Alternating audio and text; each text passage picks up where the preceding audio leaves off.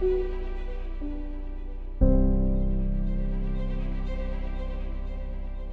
my youth, when I traveled from Madrid to Malaga by train at the beginning of summer for a long summer vacation, there was one moment of the journey I never wanted to miss. Already in the province of Malaga, the train entered some tunnels, and in the few moments it took to pass from one to the other, you could see the spectacular view of a gorge.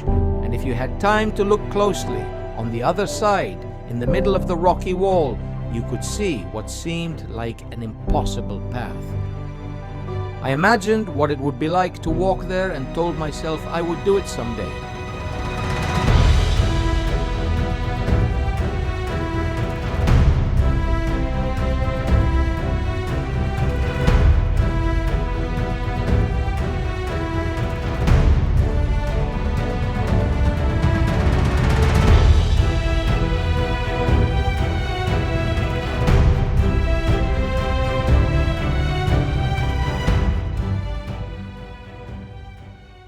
Hello human! Welcome to a short documentary by Marginal Media from the Amazing Places of the World series. To reach the Caminito del Rey, King's Walkway, you have to walk.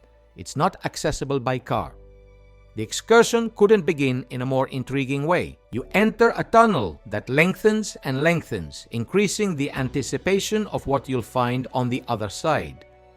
As you exit the tunnel, you see a beautiful valley with no apparent trace of human civilization.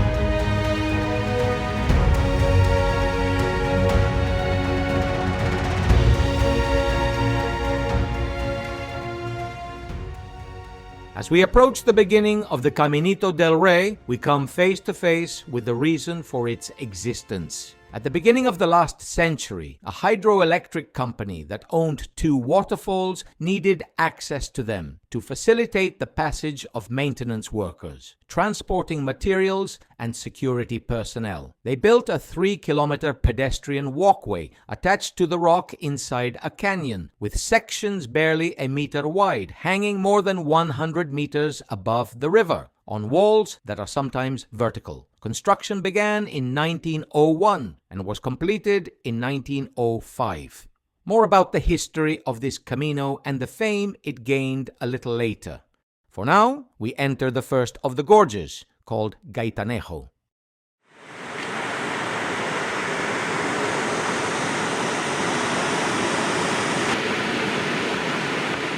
The trail is safe and pleasant unless you suffer from vertigo or even claustrophobia, because there are times when the gorge narrows and the high rock walls can feel oppressive.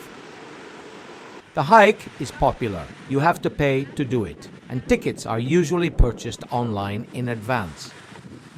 It can't be done alone. These are guided hikes in groups that depart periodically. There are a few safety precautions to follow, among which I noticed the prohibition on carrying walking sticks, umbrellas, tripods, or selfie sticks. In short, nothing that anyone could trip over. As you walk along, you begin to feel that the entrance fee was worth it. As we begin to emerge from the narrowest part of the gorge, we see the first trace of local wildlife. Birds flying along the lower part of the gorge near the river. They are pigeons, and they deserve a comment. You might say, damn domestic pigeons. They're everywhere. And so it is, the columbalivia has already spread to every continent except Antarctica. You, my Latin American brothers and sisters, know them well because they're everywhere. And since they can transmit a variety of diseases to humans, poultry, and wildlife, they have a rather bad reputation. Although their reputation as unhealthy animals is exaggerated, the peculiarity of these pigeons is that they are not feral. They are not the invasive species that spreads across half the world. These are the originals. These are the ancestors of what you know as Old World pigeons. The natural distribution area of what we know here as rock pigeons is southern Europe and northern Africa, and their habitat is this: The cliffs and gorges, they nest on these rocky walls. That's why their descendants love their cities so much. Friends, they use their buildings and monuments the same way these ancestors use these walls.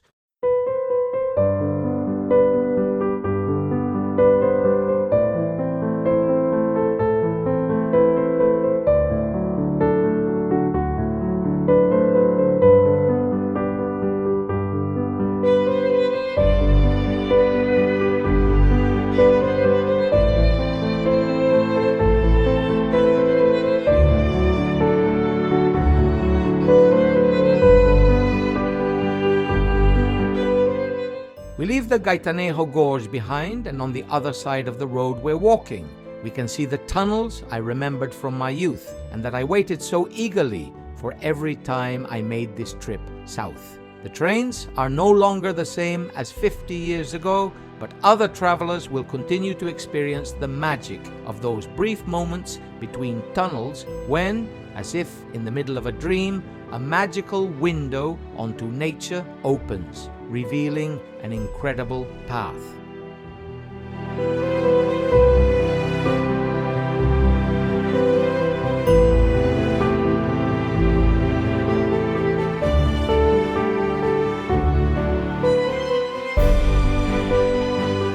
The valley opens up before us again, and we descend. Our eyes appreciate the space and the light, not having to look up to the sky or down to get an idea of the height of solid ground. The coolness is noticeable as we descend near the river, and the group takes advantage of the opportunity to pause and refresh themselves with a snack. We discover we are not alone. Iberian ibexes live here, an icon of Iberian diversity that thrives on these steep walls. In addition to visitor quotas, the authorities promote marked trails to protect the local wildlife. The total length of the hike we're taking is 7.7 kilometers. 2.9 kilometers are boardwalks and 4.8 kilometers are paths like this one. We're taking advantage of the fact that we're roughly halfway through the route to give you a historical summary of the Camino and how it achieved its fame. The Caminito del Rey was completed in 1905 after 4 years of work. Visits to the area became frequent, while the reservoir was under construction between 1914 and 1921. Such was the influx due to the beauty of the route that an improvement was soon made. In 1921, King Alfonso XIII came to preside over the inauguration of the Guadalhorce-Guadalteba reservoir, laying the final stone of the project. In the process, it is thought that he crossed the previously constructed path, or at least visited it. From then on, it began to be called El Caminito del Rey, the King's Little Path. After almost a century of existence, the passage of time and lack of maintenance took its toll on the path. When I glimpsed it from the train in the 1980s, it was in a deplorable state. And that's how it remained until just over a decade ago, with the railing missing along almost its entire length, numerous sections in ruins, and the remaining ones threatening to do so. Its danger has been one of the factors that contributed to its fame. Many hikers have come to risk their lives walking the Caminito over the past 40 years, or to climb its walls. This has led to numerous accidents over the years, some fatal, and has furthered its dark legend. In 1999 and 2000, fatal accidents claimed the lives of 4 hikers and led the Andalusian regional government in 2001 to close access to the path, demolishing its initial section. This measure failed to deter hikers, who continued to find ways to climb it. They also issued a €6,000 fine for traveling both on the blocked path and on the train tracks and tunnels that lead back to the Caminito. But then the internet and video boom took off. The adrenaline rush was such that I believe the Málaga Provincial Council had no choice but to do what it finally did: repair the entire path. Work began in 2014, and within a year, it was ready. The rehabilitated path opened to the public on March 28, 2015. That same year, Lonely Planet had already chosen it as one of the best places to visit. In its first year, the new Caminito del Rey had already been mentioned in numerous major national and international media outlets, received more than 300,000 visitors, and its website had surpassed 2 million hits. Normally, when a place tries to create a global brand, it takes years and years of promotion. The Caminito del Rey achieved this in just a few months. As I said, if you want to walk it, you have to book a ticket in advance. That's it for the historical summary. We return to the present of our hike. Now, after the gorge and the pleasant walk through the valley, one can consider the price of the experience worthwhile. But as you continue, the valley closes in again, and a prominent mass begins to loom on the horizon. Suddenly, the trail ends. You look up and see vultures gliding overhead. Are they waiting for me? You wonder. And suddenly, there it is, the footbridge again. As you approach it, the wind blowing from the other side of the canyon intensifies. Your heart leaps with excitement or apprehension, like a second roller coaster ride, depending on how you felt on the first one, because you sense you're about to repeat the experience of the first canyon, but even more brutal, and there's no turning back. I'll be quiet so you can better appreciate the passage of the Caminito del Rey through the Los Gaitanes Gorge. Pay attention to those train tunnels I remembered from my youth and how many remains of the original path still remain beneath the new one we're traveling on. If you're not vertigo-inducing, enjoy.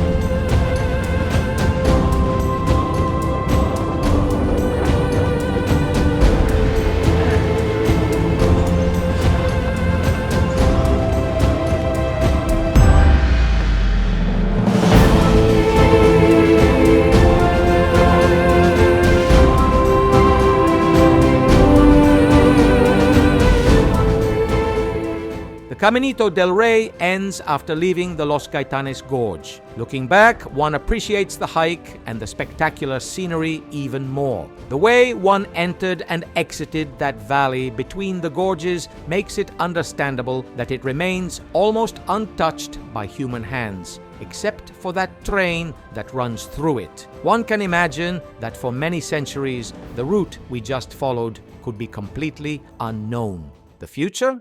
The Los Gaitanes area has established itself as one of the main rock climbing destinations in Europe, with abundant limestone walls, cliffs over 300 meters high, and a wide variety of technical grades. In winter, when many European mountains are covered in snow and ice, climbers flock to these walls. Promoted by the Málaga Provincial Council and the towns of the region, a candidacy is currently underway to have the Caminito and its natural, cultural, and historical surroundings recognized as a UNESCO World Heritage Site, a way to protect and give greater international relevance to this entire site. Specifically, the candidacy proposes that in less than 20 kilometers, 7 landmarks are grouped together that showcase the multidisciplinary richness of the area. These are the Gaitanes Gorge as an emblematic natural site, the footbridges of the hydroelectric dam we just visited as key engineering pieces of the Caminito,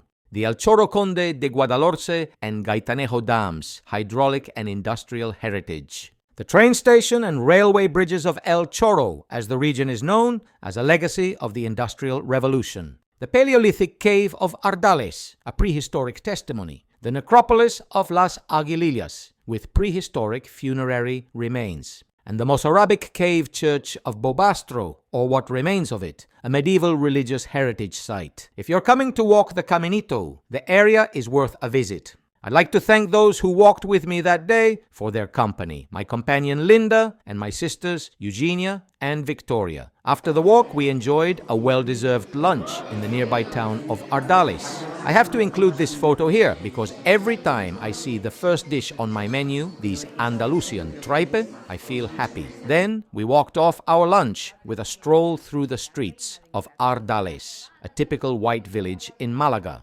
Those who enjoy these towns shouldn't stray too far because we'll be showing you more of them soon. The province of Málaga is full of these charming towns, from the region of La Axarquía to the Sierra de Grazalema, which also extends into the province of Cádiz. We'll show you Ronda, built on both sides of another magnificent gorge, and more charismatic places. Visit our channel Marginal Opinion, where you'll find travel videos, or our series Amazing Places in the World, to continue marveling at the beauty of our planet. Until next time, peace.